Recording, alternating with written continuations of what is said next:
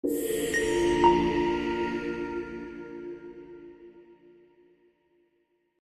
spektaklin e dieshëm ndodhën shumë situata të ndryshme të cilat kanë lënë publikun pa fjalë. Megjithatë, diçka që ka tërhequr më shumë vëmendjen ka qenë pikërisht kutia e Pandorës. Ndërsa të gjithë mendonin që do t'i jepej një nga banorëve më të fortë apo më të preferuar të publikut, vendimi ju dha Juelës. Ajo ka vendosur që të hapë zarfin e saj dhe ndërkohë në zarfin e zi, Juela duhet të çonte 3 persona në nominim.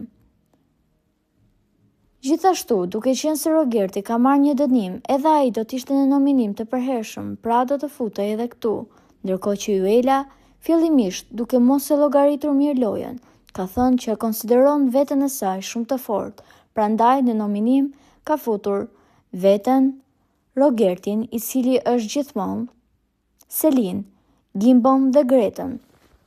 Megjithatë, ajo duhet që të vente vetëm 3 veta dhe nga ky nominim që përcaktoi duhet të ishte një person. Dhe edhe pse tha që nuk ka frikë nga nominimi dhe është një lojtare e fortë, Juela vendosi që të largonte veten nga ky rrezik dhe ka vendosur vetëm Selin, Gimbon dhe Gretën. E gjithë kjo ka ndryshuar shumë rrjedhën në ngjarjet e shtëpisë, sidomos me Selin dhe Gretën. Ndërkohë që 2 kunatat përqendrojnë bashkë, ato të dyja ju kundërvën Juelës, duke i thënë që është një nga zgjidhjet më të kota që ka bërë. Gerta tashmë e ka kuptuar që ajo do të largohej nga shtëpia, pasi dihet që publiku do të zgjedhë Selin dhe Gimbon, dhe Rogerti është shumë i fortë për të dalë jashtë.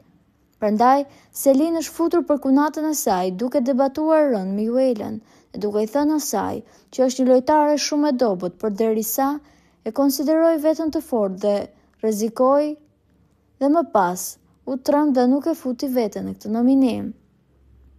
Po juve çfarë mendimi keni për këtë situatë? A mendoni që zgjedhja e Luez ishte e zgjuar? Komentojeni mendimin tuaj dhe mos harroni të shtypni butonin subscribe për të mos humbur asnjë video të re rreth kanalit ton. Ju faleminderit.